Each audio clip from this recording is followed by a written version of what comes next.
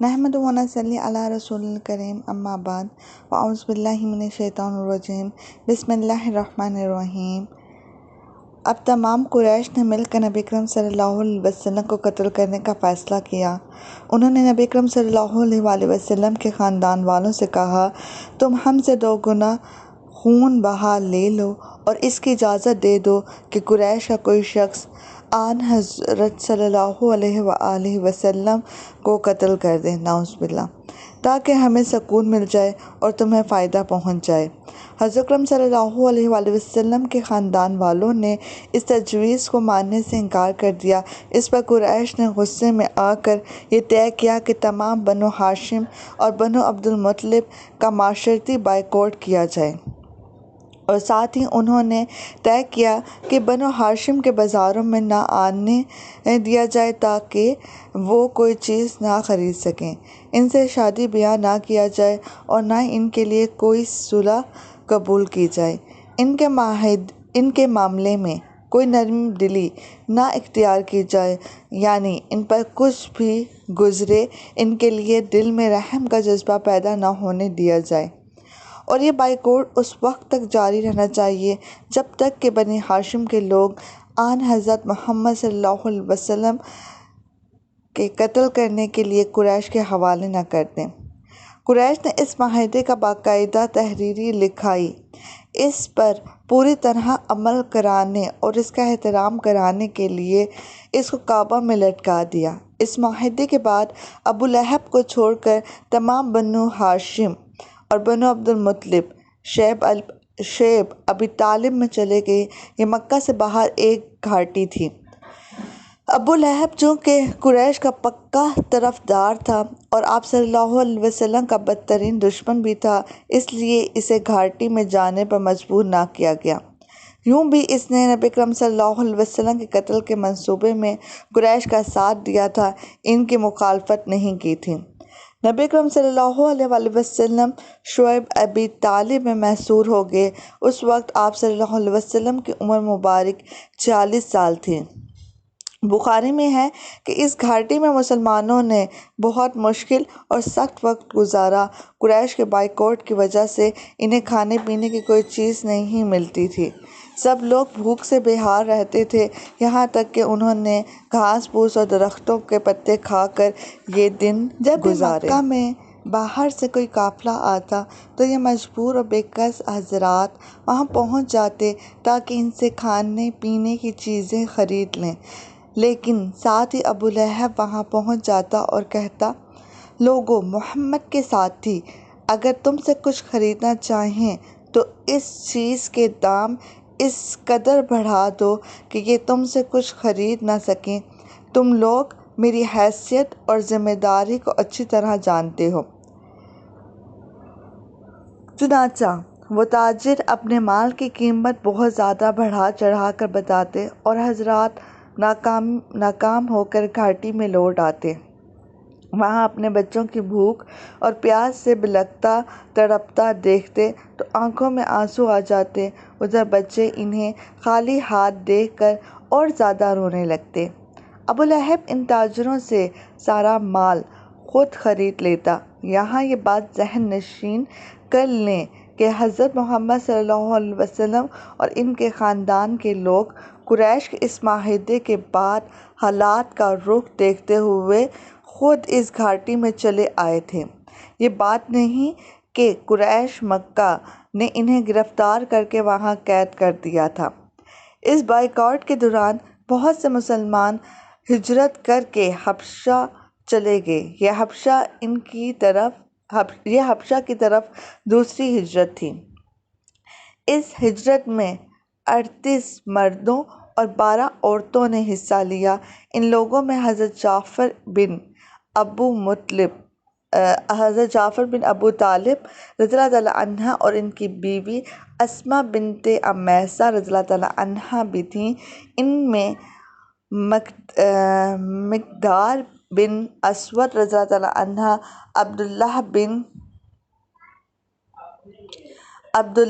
بن مسعود رضی اللہ تعالیٰ عنہ، عبید اللہ بن جہش اور ان کی بیوی حبیبہ بنت ابو سفیان رضی اللہ تعالیٰ عنہ بھی تھیں۔ یہ عبید اللہ بن جہش حبشہ جا کر اسلام سے پھر گیا تھا اور اس نے عیسائی مذہب اختیار کر لیا تھا۔ اسی حالت میں اس کی موت واقع ہوئی۔ اس کی بیوی حبیبہ رضی اللہ تعالیٰ عنہ اسلام پر رہیں۔ ان سے بعد میں نبی اکرم صلی اللہ علیہ وسلم نے نکاح فرمایا۔ ان مسلمانوں کو حبشہ میں بہترین پناہ مل گئی۔ اس بات سے قریش کو اور زیادہ تکلیف ہوئی۔ انہوں نے ان کے پیچھے حضرت عمرو بن عاص رضی اللہ عنہ اور عمارہ بن ولید کو بھیجا تاکہ یہ وہاں جا کر حبشہ کے بادشاہ کو مسلمانوں کے خلاف بھڑکائیں۔ حضرت عمرو بن عاص رضی اللہ عنہ بعد میں مسلمان ہوئے۔ یہ دونوں حبشہ کے بادشاہ نجاشی کے لیے بہت سے تحائف لے کر گئے۔ بادشاہ کو تحائف پیش کیے۔ تحائف میں قیمتی گھوڑے اور ریشمی جبے شامل تھے۔ بادشاہ کے علاوہ انہوں نے پادریوں اور دوسرے بڑے لوگوں کو بھی تحفے دیے تاکہ وہ سب ان کا ساتھ دیں۔ بادشاہ کے سامنے دونوں نے اسے سجدہ کیا۔ بادشاہ نے انہیں اپنے دائیں بائیں بٹھا لیا۔ اب انہوں نے بادشاہ سے کہا، ہمارے خاندان کے کچھ لوگ آپ کی سرزمین پر آئے ہیں۔ یہ لوگ ہم سے اور ہمارے معبودوں سے بیزار ہو گئے ہیں۔ انہوں نے آپ کا دین بھی اختیار نہیں کیا۔ یہ ایک ایسے دین میں داخل ہو گئے ہیں جس کو نہ ہم جانتے ہیں نہ آپ۔ اب ہمیں قریش کے بڑے سرداروں نے آپ کے پاس بھیجا ہے تاکہ آپ ان لوگوں کو ہمارے حوالے کر دیں۔ یہ سن کر نجاشی نے کہا، وہ لوگ کہاں ہیں؟ انہوں نے کہا، آپ ہی کے ہاں ہیں۔ نجاشی نے انہیں بلانے کے لیے فوراً آدمی بھیج دیے۔ ایسے میں ان پادریوں اور دوسرے سرداروں نے کہا، آپ ان لوگوں کو ان دونوں کے حوالے کر دیں، اس لیے کہ ان کے بارے میں یہ زیادہ جانتے ہیں۔ نجاشی نے ایسا کرنے سے انکار کر دیا۔ اس سے کہا، پہلے میں ان سے بات کروں گا کہ وہ کس دین پر ہیں۔ اب مسلمان دربار میں حاضر ہوئے۔ حضرت جعفر رضی اللہ تعالیٰ عنہ نے اپنے ساتھیوں سے کہا، نجاشی سے میں بات کروں گا۔ ادھر نجاشی نے تمام عیسائی عالموں کو دربار میں طلب کر لیا تھا تاکہ مسلمانوں کی بات سن سکیں۔ وہ اپنی کتابیں بھی اٹھا لائے تھے۔ مسلمانوں نے دربار میں داخل ہوتے وقت اسلامی طریقے کے مطابق سلام کیا، بادشاہ کو سجدہ نہ کیا۔ اس پر نجاشی بولا، کیا بات ہے، تم نے مجھے سجدہ کیوں نہیں کیا؟ حضرت جعفر رضی اللہ عنہ فوراً بولے، ہم اللہ کے سوا کسی کو سجدہ نہیں کرتے۔ اللہ تبارک و تعالیٰ نے ہمارے درمیان ایک رسول بھیجے ہیں اور ہمیں حکم دیا ہے کہ اللہ کے سوا کسی کو سجدہ نہ کرو۔ اللہ کے رسول کی تعلیم کے مطابق ہم نے آپ کو وہی سلام کیا ہے جو جنت والوں کا سلام ہے۔ نجاشی اس بات کو جانتا تھا، اس لیے کہ یہ بات انجیل میں تھی۔ یہ تو وہی کلام ہے۔ اس کے بعد حضرت جعفر رضی اللہ تعالیٰ عنہ نے کہا، اللہ کے رسول نے ہمیں نماز کا حکم دیا ہے اور زکوٰۃ ادا کرنے کا حکم دیا ہے۔ اس وقت حضرت عمرو بن عاص رضی اللہ تعالیٰ عنہ نے نجاشی کو بھڑکانے کے لیے اس سے کہا، یہ لوگ ابن مریم یعنی عیسیٰ علیہ السلام کے بارے میں آپ سے مختلف عقیدہ رکھتے ہیں، یہ انہیں اللہ کا بیٹا نہیں مانتے۔ اس پر نجاشی نے پوچھا، تم لوگ عیسیٰ ابن مریم اور مریم علیہ السلام کے بارے میں کیا عقیدہ رکھتے ہو؟ حضرت جعفر رضی اللہ تعالیٰ عنہ نے کہا، ان کے بارے میں ہم وہی کہتے ہیں جو اللہ تبارک و تعالیٰ فرماتا ہے، یعنی کہ وہ روح اللہ اور کلمۃ اللہ ہیں اور کنواری مریم کے بطن سے پیدا ہوئے ہیں۔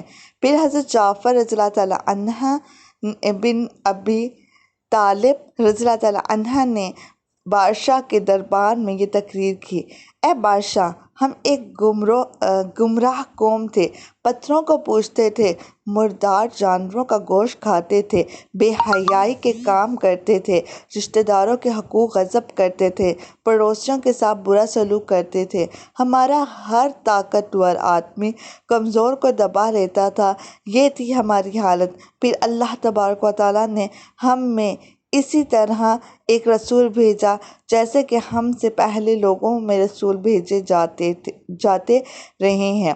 یہ رسول ہم ہی میں سے ہیں۔ ہم ان کا حسب نسب، ان کی سچائی اور پاک دامنی اچھی طرح جانتے ہیں۔ انہوں نے ہمیں اللہ تعالیٰ کی طرف بلایا کہ ہم اسے ایک جانیں، اس کی عبادت کریں، اور یہ کہ اللہ کے سوا جن پتھروں اور بتوں کی وہ ہمارے باپ دادا پوجتے چلے آئے ہیں، ہم انہیں چھوڑ دیں۔ انہوں نے ہمیں حکم دیا کہ ہم صرف اللہ تعالیٰ کی عبادت کریں، نماز پڑھیں، زکوٰۃ دیں، روزہ رکھیں۔ انہوں نے ہمیں سچ بولنے، امانت پوری کرنے، رشتہ داروں کی خبر گیری کرنے، پڑوسیوں سے اچھا سلوک کرنے، برائیوں اور خون بہانے سے بچنے اور بدکاری سے دور رہنے کا حکم دیا ہے۔ اسی طرح گندی باتیں کرنے، یتیموں کا مال کھانے اور گھروں میں بیٹھنے والی عورتوں پر تہمت لگانے سے منع فرمایا۔ ہم نے ان کی تصدیق کی، ان پر ایمان لائے اور جو تعلیمات وہ لے کر آئے ان کی پیروی کی۔ بس اس بات پر ہماری قوم ہماری دشمن بن گئی تاکہ ہمیں پھر بتوں کی پوجا پر مجبور کر سکیں۔ ان لوگوں نے ہم پر بہت بڑے بڑے ظلم کیے، نئے سے نئے ظلم ڈھائے، ہمیں ہر طرح تنگ کیا۔ آخر کار جب ان کا ظلم حد سے بڑھ گیا اور یہ ہمارے دین کے راستے میں رکاوٹ بن گئے تو ہم آپ کی سرزمین کی طرف نکل پڑے۔ ہم نے دوسروں کے مقابلے میں آپ کو پسند کیا۔ ہم تو یہاں یہ امید لے کر آئے ہیں کہ آپ کے ملک میں ہم پر ظلم نہیں ہوگا۔ حضرت جعفر رضی اللہ تعالیٰ عنہ کی تقریر سن کر نجاشی نے کہا، کیا آپ کے پاس اپنے نبی پر آنے والی وحی کا کچھ حصہ موجود ہے؟ ہاں موجود ہے، جواب میں حضرت جعفر بولے، وہ مجھے پڑھ کر سنائیں۔ نجاشی بولا۔ اس پر انہوں نے قرآن کریم سے سورہ مریم کی چند ابتدائی آیات پڑھیں۔ آیات سن کر نجاشی اور اس کے درباریوں کی آنکھوں میں آنسو آ گئے۔ نجاشی بولا، ہمیں کچھ اور آیتیں سناؤ۔ اس پر حضرت جعفر نے کچھ اور آیتیں سنائیں۔ تب نجاشی نے کہا، اللہ کی قسم، یہ تو وہی کلام ہے جو عیسیٰ علیہ السلام لے کر آئے تھے۔ خدا کی قسم، میں ان لوگوں کو تمہارے حوالے نہیں کروں گا۔ اس طرح قریشی وفد ناکام لوٹا۔ دوسری طرف مکہ کے مسلمان اسی طرح گھاٹی شیب ابی طالب میں مقیم تھے۔ وہ اس میں 3 سال تک رہے۔ یہ 3 سال بہت مصیبتوں کے سال تھے۔ اسی گھاٹی میں حضرت عبداللہ ابن عباس رضی اللہ تعالیٰ عنہ پیدا ہوئے۔ یہ حالات دیکھ کر کچھ نرم دل لوگ بھی غمگین ہوتے تھے۔ ایسے لوگ کچھ کھانا پینا ان حضرات تک کسی نہ کسی طرح پہنچا دیا کرتے تھے۔ ایسے میں اللہ تعالیٰ نے آپ صلی اللہ علیہ وسلم کو اطلاع دی کہ قریش کے لکھے ہوئے معاہدے کو دیمک نے چاٹ لیا ہے۔ معاہدے کے الفاظ میں سوائے اللہ کے نام کے اور کچھ باقی نہیں بچا۔ حضرت محمد صلی اللہ علیہ وسلم نے یہ بات ابو طالب کو بتائی۔ ابو طالب فوراً گئے اور قریش کے لوگوں سے کہا، تمہارے عہد نامے کو دیمک نے چاٹ لیا ہے اور یہ خبر مجھے میرے بھتیجے نے دی ہے۔ اس معاملے پر صرف اللہ کا نام باقی رہ گیا ہے۔ اگر بات اسی طرح ہے جیسے کہ میرے بھتیجے نے بتائی ہے تو معاملہ ختم ہو جاتا ہے، لیکن اگر تم اب بھی باز نہ آئے تو پھر سن لو، اللہ کی قسم، آج تک ہم میں آخری آدمی بھی باقی اللہ کی قسم، جب تک ہم میں آخری آدمی بھی باقی ہے اس وقت تک ہم محمد صلی اللہ علیہ وسلم کو تمہارے حوالے نہیں کریں گے۔ یہ سن کر قریش نے کہا، ہمیں تمہاری بات منظور ہے، ہم معاہدے کو دیکھ لیتے ہیں۔ انہوں نے معاہدہ منگوایا۔ اس کو واقعی دیمک چاٹ چکی تھی، صرف اللہ کا نام باقی تھا۔ اس طرح قریش اس معاہدے سے باز آ گئے۔ یہ معاہدہ جس شخص نے لکھا تھا اس کا ہاتھ شل ہو گیا تھا۔ معاہدے کا یہ حال دیکھنے کے بعد قریشی لوگ شیب ابی طالب پہنچے۔ انہوں نے نبی اکرم صلی اللہ علیہ وسلم اور آپ کے ساتھیوں سے کہا، آپ اپنے اپنے گھروں میں آ جائیں، وہ معاہدہ اب ختم ہو گیا ہے۔ اس طرح 3 سال بعد نبی اکرم صلی اللہ علیہ وسلم اور آپ کے ساتھی اپنے گھروں کو لوٹ آئے اور ظلم کا یہ باب بند ہوا۔ اس واقعے کے بعد نجران کا ایک وفد آپ صلی اللہ علیہ وسلم کی خدمت میں حاضر ہوا۔ یہ لوگ عیسائی تھے۔ نجران ان کی بستی کا نام تھا۔ یہ بستی یمن اور مکہ کے درمیان واقع تھی اور مکہ سے قریب 7 منزل دور تھی۔ اس وفد میں 20 مرد تھے، یعنی 20 آدمی تھے۔ نبی اکرم صلی اللہ علیہ وسلم کے بارے میں انہیں ان مہاجرین سے معلوم ہوا تھا جو مکہ سے ہجرت کر کے حبشہ چلے گئے تھے۔ حضرت اکرم صلی اللہ علیہ وسلم اس وقت حرم میں تھے۔ یہ لوگ آپ کے سامنے بیٹھ گئے۔ ادھر قریش مکہ بھی آس پاس بیٹھے تھے۔ انہوں نے اپنے کان آپ صلی اللہ علیہ وسلم اور اس وقت کی بات چیت کی طرف لگا دیے۔ جب نجران کے یہ لوگ آپ صلی اللہ علیہ وسلم سے بات کر چکے تو آپ صلی اللہ علیہ وسلم نے انہیں اسلام کی دعوت دی، قرآن کریم کی کچھ آیات پڑھ کر سنائیں۔ آیات سن کر ان کی آنکھوں میں آنسو آ گئے، ان کے دلوں میں اس کلام کی سچائی کی گواہی دے دی، چنانچہ فوراً ہی آپ صلی اللہ علیہ وسلم پر ایمان لے آئے۔ ان لوگوں نے اپنی مذہبی کتابوں میں نبی اکرم صلی اللہ علیہ وسلم کی صفات اور خبریں پڑھ رکھی تھیں، اس لیے آپ صلی اللہ علیہ وسلم کو دیکھ کر پہچان گئے اور آپ صلی اللہ علیہ وسلم ہی نبی آخر الزماں ہیں۔ اس کے بعد یہ لوگ اٹھ کر جانے لگے تو ابو جہل اور چند دوسرے قریشی سرداروں نے انہیں روکا اور کہا، خدا تمہیں رسوا کرے، تمہیں بھیجا تو اس لیے گیا تھا کہ تم یہاں اس شخص کے بارے میں معلومات حاصل کر کے انہیں بتاؤ، مگر اس کے پاس بیٹھ کر اپنا دین ہی چھوڑ بیٹھے۔ تم سے زیادہ احمق اور بے عقل قافلہ ہم نے آج تک نہیں دیکھا۔ اس پر نجران کے لوگوں نے کہا، تم لوگوں کا ہمارا سلام ہے، ہم میں سے تمہیں کیا واسطہ، تم اپنے کام سے کام رکھو، ہمیں اپنی مرضی سے کام کرنے دو۔ اللہ تعالیٰ نے سورۃ المائدہ میں ان کی تعریف بیان فرمائی۔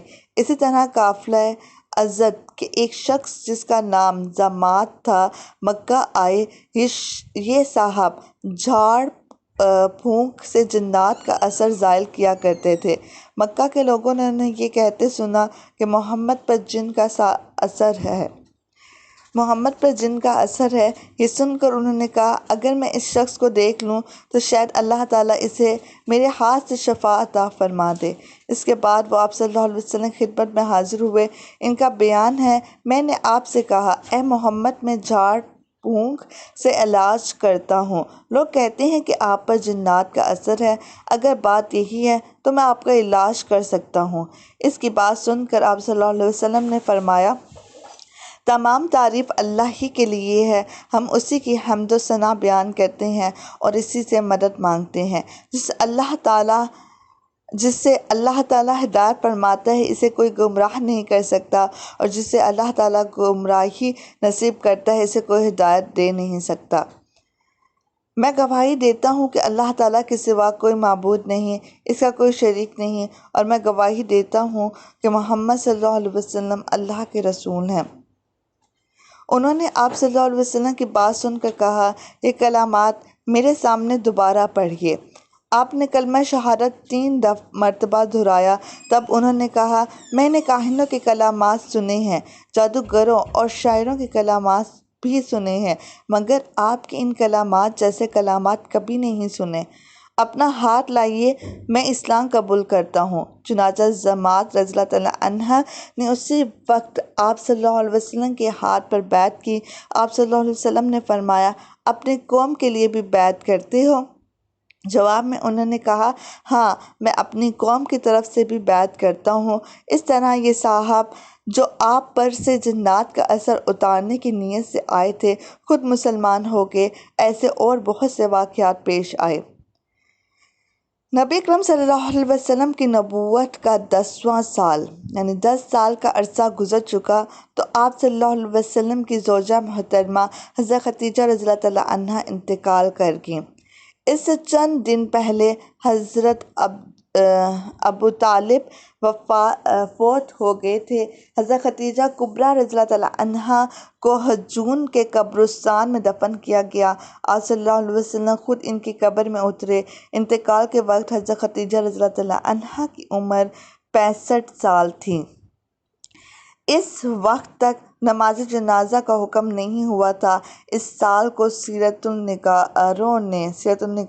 نگاروں نے عام الحزن یعنی غم کا سال قرار دیا، کیونکہ ہر موقع پر ساتھ دینے والی دو ہستیاں اس دنیا سے رخصت ہو گئی تھیں۔ آپ صلی اللہ علیہ وسلم ہر وقت غمگین رہنے لگے، گھر سے بھی کم نکلتے۔